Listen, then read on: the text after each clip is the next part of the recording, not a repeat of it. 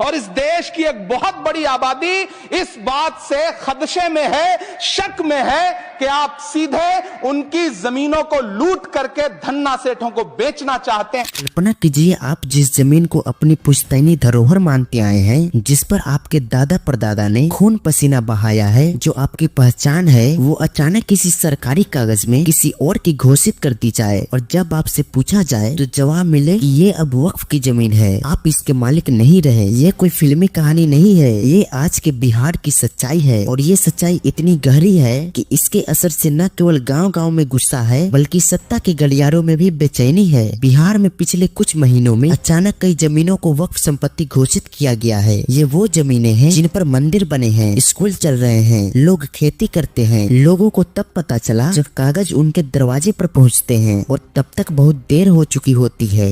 वक्फ board एक मुस्लिम धार्मिक संस्था है जो ऐसी संपत्तियों की देखभाल करती है जिन्हें इस्लाम धर्म के मुताबिक अल्लाह के नाम पर दान किया गया होता है। यह बोर्ड कहता है कि वो सिर्फ उन जमीनों पर दावा कर रहा है जो वर्षों पहले वक्फ घोषित कर चुकी थी लेकिन रिकॉर्ड में नहीं थी। पर यह सवाल है, क्या जमीन पर रहने वाले लोगों को पता था कि वे जिस जमीन को अपना मानते हैं वो किसी और की हो चुकी है? बिहार में यह मामला इसलिए और गंभीर हो गया है क्योंकि यहाँ की जमीन व्यवस्था पहले से ही बहुत उलझी हुई है। यहाँ गाँव में अभी भी बहुत से लोग बिना कागज के खेती करते हैं। उनकी जमीनें पीढ़ियों से चली आ रही है लेकिन रजिस्ट्री, दाखिल खारिज ये सब अधूरे हैं या पुराने हैं। जब ऐसी जमीनों पर वक्फ बोर्ड दावा करता है, आम आदमी कुछ कर ही नहीं पाता। गाँवों में लोग जमीन को अपनी माँ मानते हैं। यह सिर्फ मिट्टी नहीं होती, यह रोजगार है, इज्जत है और एक भरोसा है कि चाहे कुछ भी हो पेट नहीं कटेगा। लेकिन जब कोई कहे कि अब ये जमीन आपकी नहीं रही तो वो भरोसा चकनाचूर हो जाता है। बिहार में इस मुद्दे ने ऐसी आग पकड़ी है कि सत्ताधारी गठबंधन के भीतर भी दरारें दिखने लगी है। एनडीए के कई विधायक सरकार से सवाल पूछ रहे हैं। कुछ ने साफ कह दिया है कि अगर सरकार ने जवाब नहीं दिया तो वे इस्तीफा दे देंगे। जो पार्टी खुद को हिंदुओं की रक्षक मानती है वो अब सफाई देती घूम रही है कि ये सब पुराने कानून के तहत हो रहा है। लेकिन जनता सवाल कर रही है कि जब जमीन छीन रही है तब सरकार कहाँ है? राजनीति में इस मुद्दे ने हर तल को अपनी तरफ खींच लिया है। विपक्ष इसे हिंदू मुस्लिम का मामला बनाकर सियासी रोटियां सेक रही है। सत्ताधारी दलों पर ये आरोप लगाया जा रहा है कि ये सब बिल संशोधन के कारण हो रहा है, लेकिन बीच में पिसा रहा है वो आम किसान, वो मंदिर पुजारी, वो स्कूल में पढ़ने वाला बच्चा जिनकी जमीनें अब विवाद में है। बिहार में अररिया, कटिहार, पूर्णिया, सिवान, दरभंगा और सासाराम जैसे जिलों में वक्फ बोर्ड के नोटिस भेजे गए हैं। कुछ जगहों पर ये नोटिस सरकारी स्कूलों को भी मिला है। कई मंदिरों की जमीन को भी वक्फ बताया गया है और सबसे चौंकाने वाला यह बात है कि इनमें से ज्यादातर मामलों में पहले से कोई चर्चा या सुनवाई नहीं हुई। लोग सवाल पूछते हैं, अगर किसी जमीन पर वक्फ का हक है तो वो कागज सार्वजनिक क्यों नहीं है? क्यों नहीं हर जिले के रिकॉर्ड को ऑनलाइन किया गया है? क्यों नहीं जमीन पर रहने वाले लोगों को समय पर बताया गया? इस मामले में सबसे बड़ा डर यह है कि यह सिर्फ शुरुआत है। अगर आप चुप रह गए तो कल और भी जमीनें वक्फ घोषित की जाएगी। लोगों को डर है कि उनके घर, खेत, दुकानें सब धीरे धीरे उनसे छीन लिए जाएंगे और यह डर सिर्फ अफवाह नहीं है, यह जमीन पर उतर चुकी सच्चाई है। बिहार की मिट्टी में संघर्ष नई बात नहीं है। यहाँ आजादी से पहले भी जमीन को लेकर आंदोलन हुए थे, लेकिन वक्फ बोर्ड वाला मामला थोड़ा अलग है। ये संघर्ष कानूनी कागजों की लड़ाई नहीं है जिसकी भाषा आम आदमी को समझ नहीं आती, लेकिन असर उसकी जिंदगी पर सबसे ज्यादा पड़ता है। वक्फ कानून की जड़ें बहुत पुरानी है। भारत में वक्फ एक्ट 1995 के बाद इसे और भी मजबूती मिली। इस कानून के तहत वक्फ बोर्ड को किसी भी जमीन को अपनी घोषित कर सकता है अगर इसके पास कोई पुराना दस्तावेज या कोई मौलिक दावा भी हो। अदालत में चुनौती देने से पहले भी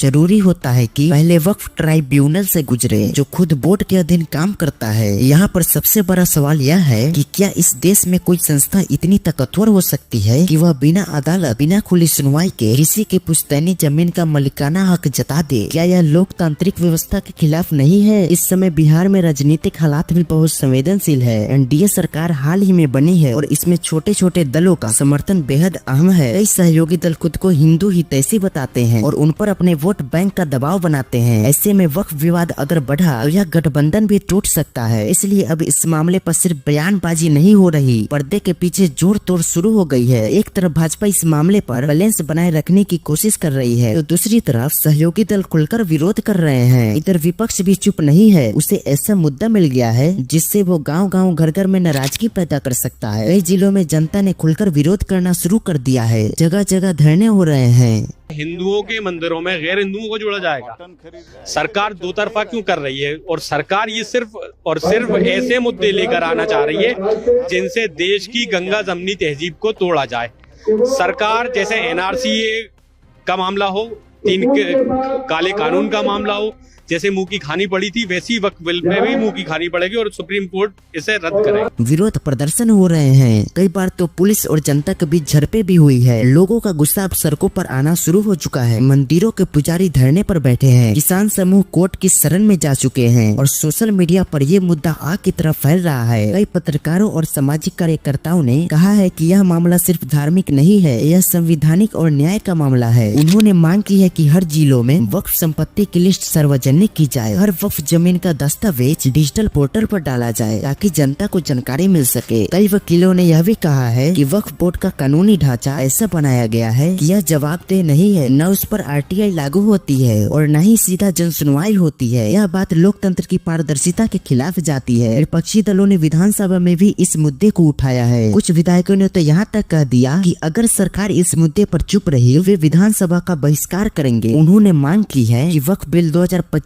के कानूनी ढांचा की समीक्षा की जाए और उसमें जनता को सुनने की व्यवस्था जोड़ी जाए। अब सवाल यह है कि आखिर इसका समाधान क्या है? क्या वक्फ बोर्ड को अपनी प्रतिक्रिया में बदलाव करना चाहिए या सरकार को नए सिरे से जमीन का सर्वे कराना चाहिए? जनता को जमीन से जुड़े अपने अधिकारों की जानकारी दी जानी चाहिए। अगर हाँ तो इस वीडियो में ज्यादा से ज्यादा कमेंट करें और ज्यादा से ज्यादा शेयर करें ताकि यह वीडियो सरकार तक पहुँच सके। और अगर आपको यह वीडियो अच्छा लगा हो एक वीडियो को लाइक करके चैनल को सब्सक्राइब कर लीजिएगा। चलिए गई, जय हिंद, जय भारत।